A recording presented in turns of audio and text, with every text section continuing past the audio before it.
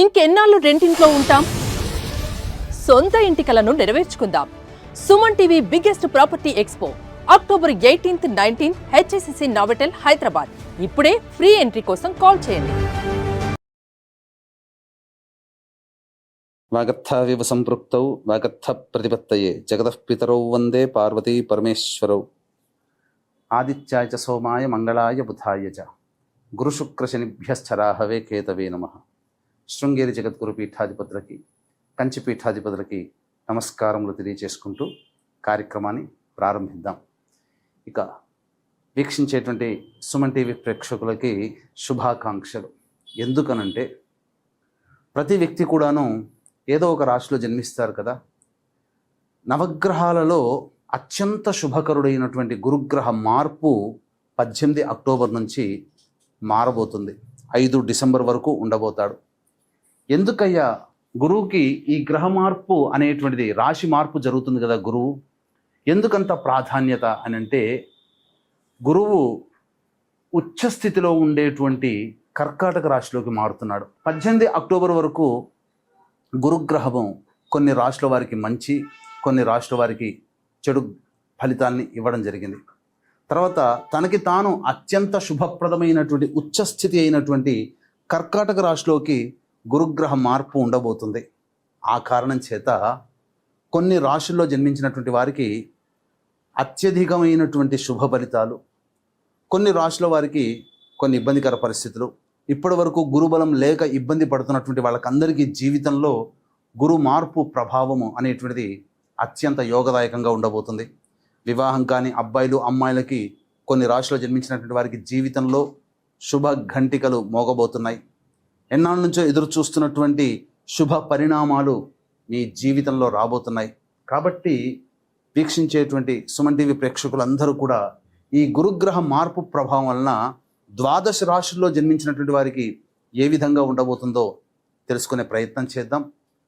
ఇక మిగతా గ్రహాల యొక్క స్థితిగతులు కనుక చూసినట్లయితే, శని యాజ్ యూజువల్గా మీనరాశిలో, అలాగే రాహువు కుంభరాశిలో, కేతువు సింహరాశిలో స్థితి పొంది ఉండడం జాతకరీత్యా. ఇక ప్రధానంగా రవిగ్రహము గురుగ్రహంతో పాటుగా 18 అక్టోబర్ నుంచి 16 నవంబర్ వరకు కూడా ఈ రవి తులారాశిలో సంచారం చేస్తుంటాడు. అలాగే 17 నవంబర్ నుంచి 15 డిసెంబర్ వరకు కూడా రవి ఈ యొక్క వృశ్చిక రాశిలోకి సంచారం చేస్తుంటాడు. ఇక మరొక గ్రహమైనటువంటి కుజుడు 27 అక్టోబర్ వరకు ఈ తులారాశిలో సంచారం చేస్తూ ఉంటే, 27 అక్టోబర్ నుంచి 7 డిసెంబర్ వరకు వృశ్చిక రాశిలో సంచారం చేస్తుంటాడు. ఇక మరొక గ్రహమైనటువంటి శుక్రగ్రహము 3 నవంబర్ నుంచి 26 నవంబర్ వరకు తులారాశిలో, అలాగే 27 నవంబర్ నుంచి 21 డిసెంబర్ వరకు వృశ్చిక రాశిలో శుక్రగ్రహ సంచార ప్రభావము. ఇక ఈ శుక్రుడు 3 నవంబర్ వరకు కూడా కన్యా రాశిలోనే సంచారం చేస్తున్నటువంటి ఈ కారణం చేత ప్రధానంగా ఇంతకుముందు చెప్పినట్టుగా 12 రాశులలో జన్మించినటువంటి వారికి ఏ విధమైనటువంటి శుభ అశుభ ఫలితాలు కలుగుతాయో సవివరంగా తెలుసుకునే ప్రయత్నం చేద్దాం. ఇక ఆలస్యం చేయకుండా మనం కార్యక్రమంలోకి వెళదామండి.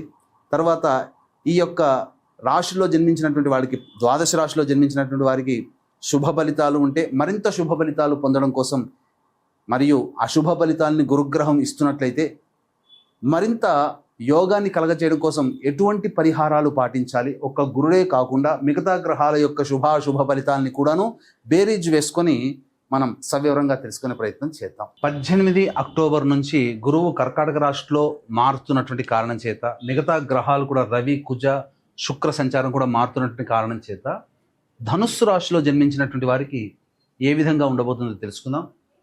ప్రధానంగా సప్తమ గురువు ధనుస్సు రాశి వారికి సంపూర్ణమైనటువంటి యోగాన్ని కలగచేశాడు 17 అక్టోబర్ వరకు. కానీ ఎప్పుడైతే 18 అక్టోబర్ నుంచి గురువు అతిచార ప్రభావం కర్కాటక రాశిలోకి ప్రవేశం చేస్తాడో, అష్టమ గురు దోష ప్రభావం అనేటువంటిది ఈ ధనుస్సు రాశి వారికి ఏర్పడుతుంది. తద్వారా కొన్ని సమస్యలు వస్తాయి. ముఖ్యంగా ఫినాన్షియల్, ఆర్థికపరమైనటువంటి లావాదేవీలు తీసుకునే సందర్భంలో జాగ్రత్తలు పాటించాలి. డబ్బులు అప్పుగా ఇచ్చేటప్పుడు జాగ్రత్తలు పాటించాలి. ఇంకా ముఖ్యంగా ఖర్చుల విషయంలో ఆచితూచి స్పందించి మీరు నిర్ణయం తీసుకోవాలి తప్ప ఎలా పడితే అలాగా చేయడానికి ఈ 48 డేస్ మీకు అనుకూలంగా ఉండదు. గురు ప్రభావం వలన విద్యార్థులు ప్రధానంగా జ్ఞాపక శక్తిని కోల్పోతారు. కాబట్టి ఎక్కువగా కష్టపడాల్సినటువంటి పరిస్థితి వస్తుంది. చదువులో కొంత వెనకడుగు వేస్తారు, అందులో తప్పదు. ఇక గమనించుకున్నట్లయితే ముఖ్యంగా ప్రతి ప్రయత్నంలో కూడా ఆటంకాలు అనేటువంటివి ఉంటాయి. పూర్తిగా సంబంధ బాంధవ్యాల విషయంలో కొంత నిరుత్సాహం తప్పదు. జీవిత భాగస్వామి కావచ్చు, వ్యాపార భాగస్వామి కావచ్చు, కొంత ఒడిదుడుకులు అనేటువంటివి ఎదుర్కోక తప్పదు. అన్నిటికంటే ముఖ్యంగా ఎసిడిటీ, ఇండైజెషన్ ప్రాబ్లంతో ఎక్కువగా అనారోగ్య సమస్యలతో సతమతం అవ్వాల్సినటువంటి పరిస్థితి ఈ యొక్క ధనుస్సు రాశి వారికి గురువు సంచార ప్రభావం వలన కలిగేటువంటిది. ముఖ్యంగా ఎలాగో అర్ధాష్టమ శని దోషం ఉన్నప్పటికీ కూడా గురువు 17 అక్టోబర్ వరకు యోగిస్తూ ఉన్నప్పటికీ గురువు కూడా అష్టమ రాశిలో స్థితి పొంది ఉండడం, శని కూడా స్తబ్దుగా అంటే ఎలాంటి దుష్ఫలితాలని ఇవ్వకుండా గురుగ్రహ ప్రభావం వలన తన యొక్క సహజమైనటువంటి అశుభాన్ని పక్కకు పెట్టుకున్న గురువు ఎప్పుడైతే పక్కకు తప్పుకున్నాడో శని ప్రభావము కూడా అర్ధాష్టమ శని ప్రభావము విపరీతమైనటువంటి కొంత కష్ట నష్టాల్ని తీసుకొచ్చే అవకాశం ఈ ధనుస్సు రాశిలో జన్మించినటువంటి వారికి ఉండబోతుంది. స్థాన చలనం కలిగే అవకాశము శని ప్రభావంలో కలుగుతుంది.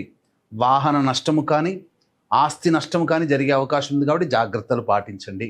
తల్లిగారి ఆరోగ్యం పట్ల శ్రద్ధ వహించాల్సినటువంటి పరిస్థితి. ఇక 18 అక్టోబర్ నుంచి 16 నవంబర్ వరకు రవి సంపూర్ణంగా యోగించబోతున్నాడు. కుజుడు కూడా 27 అక్టోబర్ వరకు యోగించబోతున్నాడు. కాబట్టి గురువు శని ప్రభావము తప్ప మిగతా గ్రహాల యొక్క ప్రభావం అనుకూలంగా ఉన్నటువంటి కారణం చేత కొంతవరకు నిరుద్యోగస్తులకి ఉద్యోగం లభించే అవకాశం కానీ, బదిలీలు పొందే అవకాశం కానీ, లేదా ఉన్నత ఉద్యోగ పదవి కానీ, వ్యాపార విస్తరణ కానీ జరిగే అవకాశం ఉంటుంది. ఏది ఏమైనప్పటికీ కూడా ప్రధానంగా మేజర్గా చెప్పబడే గురు శని యొక్క ప్రభావాలు అనుకూలంగా లేని కారణం చేత కొత్త కొత్త నిర్ణయాలు తీసుకోవడం అనేటువంటిది ఆచితూచి స్పందించడం చాలా మటుకు చూసుకోవాలి. ఎందుకంటే దుందుడుకుగా అనుకున్నదే తడవుగా చేసే ప్రయత్నము మీకు దెబ్బ కొట్టే అవకాశం.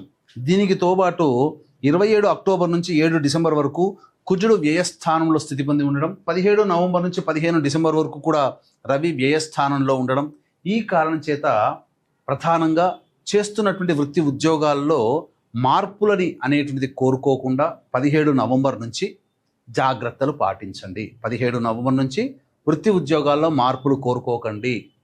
నిరుద్యోగస్తులకి గడ్డు కాలము, ఉన్న ఉద్యోగంలోనే సంతృప్తితో కంటిన్యూ చేసే ప్రయత్నం చేయండి. మార్పు కావాలి అనుకున్నప్పుడు 18 అక్టోబర్ నుంచి 16 నవంబర్ వరకు అనుకూలమైన సమయం. ఈ సమయంలో మీరు ఉద్యోగం మార్చుకోవచ్చు. కానీ 17 నవంబర్ నుంచి మాత్రం మార్పులు చేసుకోకండి, వ్యాపార విస్తరణ చేయకండి. ఏదైనా తప్పదు అనుకున్నప్పుడు మాత్రమే చాలా జాగ్రత్తగా అనుభవంలో ఉన్నటువంటి వ్యక్తుల సలహాలు, సూచనలు పాటించండి. ఇప్పుడు చెప్పినటువంటి సమస్యలకి ఇంకా ఎక్కువగా సమస్యలు మీరు ఫేస్ చేస్తున్నారు అని అంటే అది మీ యొక్క జన్మజాతకంలో నడుస్తున్నటువంటి గ్రహ దశాంతర దశల ప్రభావాలు. కావున దగ్గరలోని మంచి ఉపాసనా పరులైనటువంటి జ్యోతిష్యులను సంప్రదించి వారి సలహాలు, సూచనలు పాటించండి. ఏది ఏమైనా గురువు, శని, రవి, కుజగ్రహ ప్రభావము అనుకూలముగా లేని కారణం చేత మీరు చాలా జాగ్రత్తలు పాటించాల్సినటువంటిది 5 డిసెంబర్ వరకు అని చెప్పవచ్చు. ఇక దైవానుగ్రహం తప్పనిసరి. ఇట్టి దైవానుగ్రహం అందరికీ అందించాలనేటువంటి ఒక సదుద్దేశంతో మన పీఠం ఆధ్వర్యంలో ప్రతి నెల సర్వదోష నివారణ పూజల హోమాలు అనేటువంటి చేయించడం జరుగుతుంది.